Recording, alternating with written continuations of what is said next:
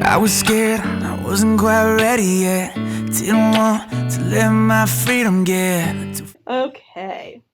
Your best story from the road, not during a show, but traveling. Oh my goodness. Best story from, honestly, it was one of our first shows ever. Mm-hmm. Looking back now, it's the best story. At the time, it was not. So it's my first show in St. Louis with a full band. Okay.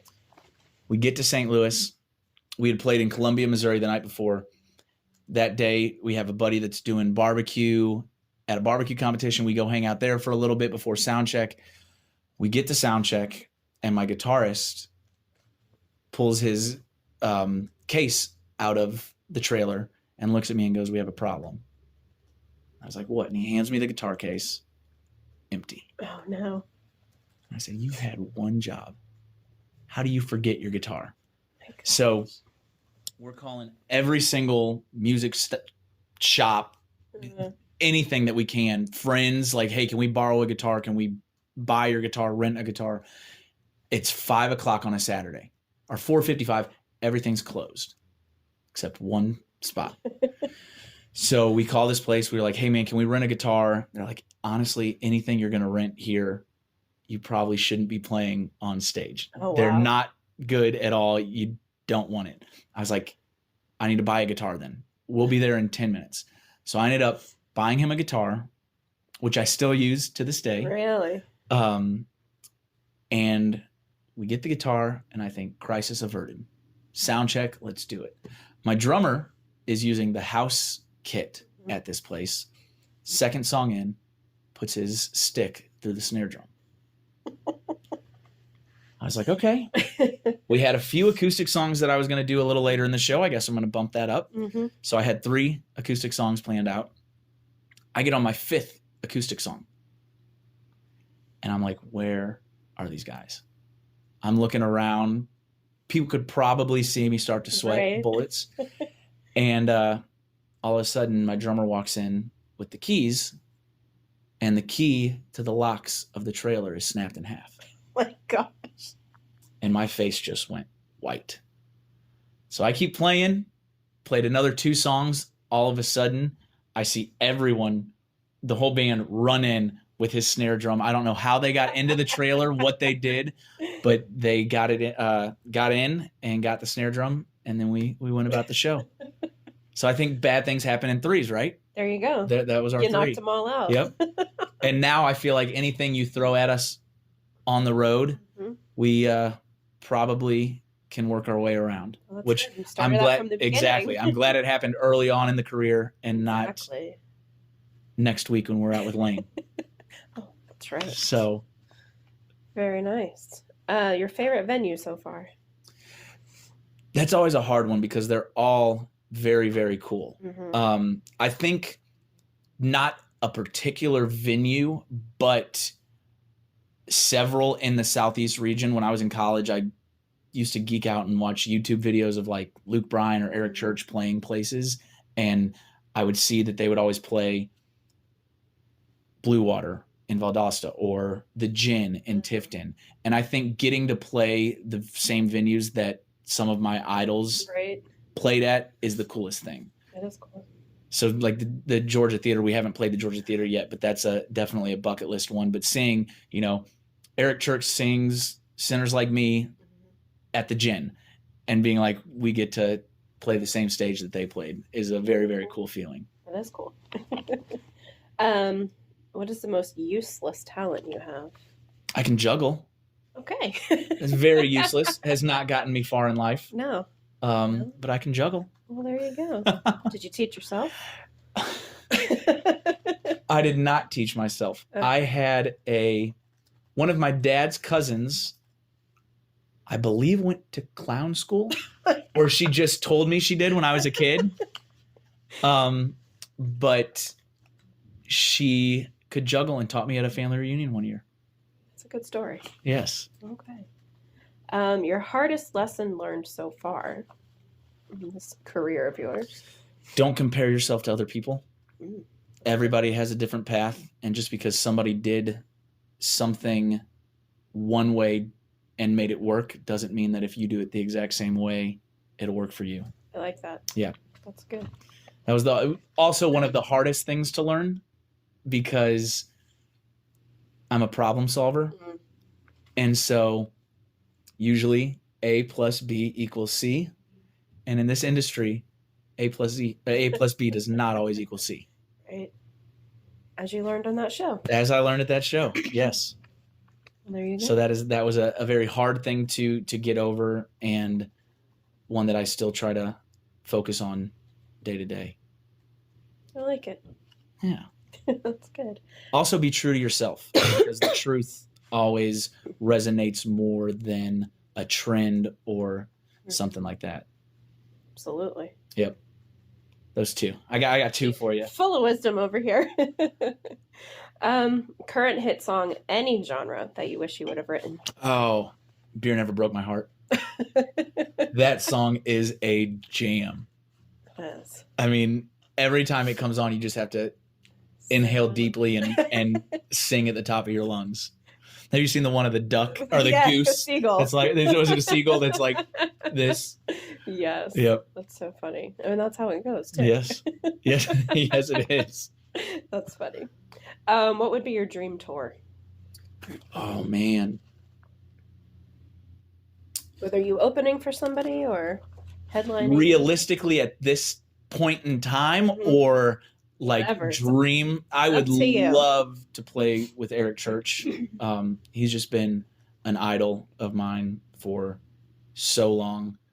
I think I'm a big fan of Jordan Davis's stuff. Mhm. I feel like going out on the road with Jordan would be awesome. I've gotten to play with some great friends on tour. We did the Kanan Smith tour, and Kanan was one of the first people that I met Cool. when I moved to town. So I've got a lot of bucket list ones, but I think the dream one would probably be to share a stage with the Chief. That'd be pretty cool. Yeah.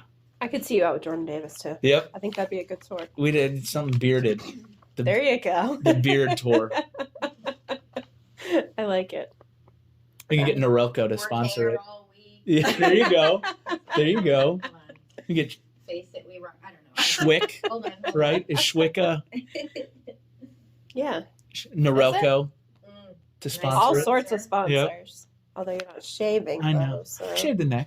Okay. I trim it up. There you go. Beard oil. Beard oil. Yes. Something Yes. like I'm in.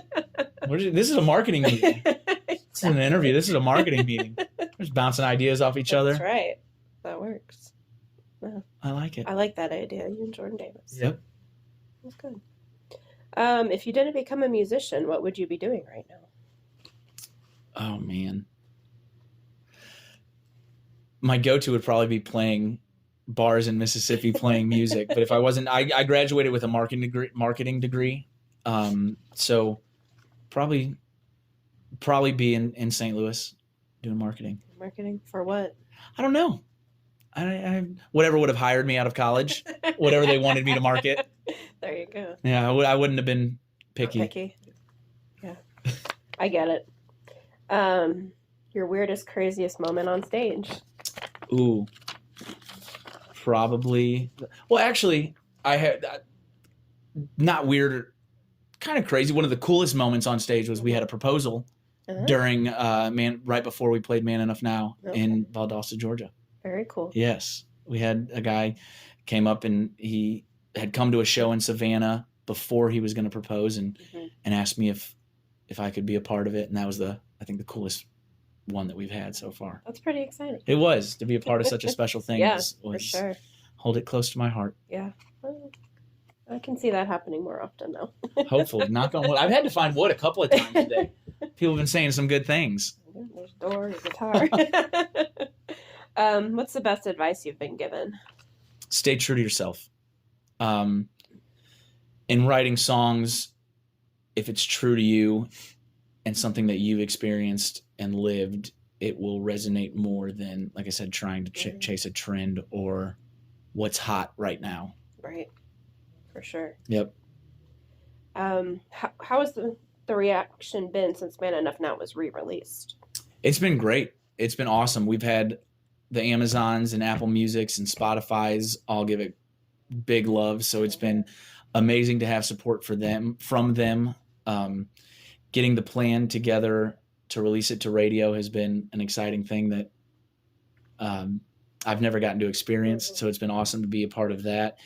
And just, it's crazy how it's been out for a little bit, but there's still people that have never heard it at all. So getting the new audience that has heard it and are hearing it for the first time and sending us a message on Instagram saying that they just heard it and that they love it, or, you know, new looks on YouTube on the video and just the new resurrection of it, the rebirth of it, as it may be, has been very, very cool. Okay. Yes. So I'm it's excited been, about it. Thank you. It has I been, really am. it has been awesome. And it's, like I said, it's one of those true songs that I wrote about a real relationship and experience. And it's awesome to see how many people can relate to it, or it's helped them and they've been able to, you know, get over a breakup because of it, or, you know, realize that they actually have something special while they have it before they turn into me. It's funny. What can you tell us about your upcoming EP? Can you talk about it? We can. It's going to be 7 songs. Oh, nice. I wrote a majority of them. We have a few outside songs as well, but it's awesome being able to get into the studio for the first time and be able to put my stamp on a full project has been a learning experience and just an awesome experience working with a team, and being able to bounce ideas off of a team that you trust has been something that I've wanted for a very long time. So we've got all the country topics covered. We got trucks and dogs and whiskey and I was hoping you'd say whiskey. Absolutely. I love that song. So it's just been a blast, and it's been a lot of hard work getting in, but it's all for a great product. So we're really excited about it, and I don't know what day when it's going to be out, but early 2020. And I've been saying that I'm going to have an EP out since I moved to town. So this is awesome to actually have a plan. And now I mean it. Now I mean it. So it's been fun. Oh, good. Yes. It's been a crazy past few months. How long have you been here? I've been here for 6 years. It'll be 7 in January. Well, you beat the 10 years. I know. Look at doing that. good. Look at another knock on wood moment right there.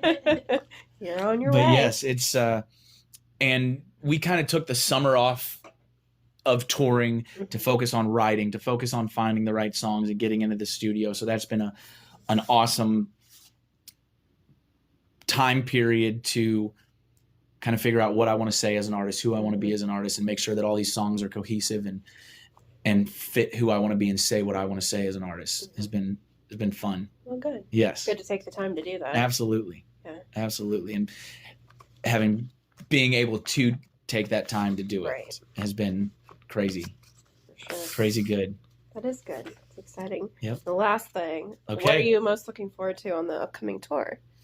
Playing some of the new songs. So playing some of the new songs and getting to some cities and venues that we haven't been to yet. So we haven't played Minneapolis or a few of the other ones, and just getting to all these cities. Chicago is always a great city every time we go. They're huge country fans. So getting to play Joe's again, this will be a different Joe's than the one on Weed. This is Joe's live.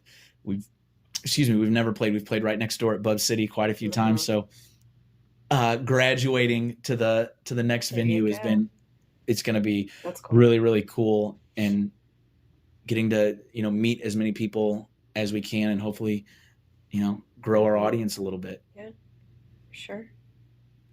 'Cause I'm man enough now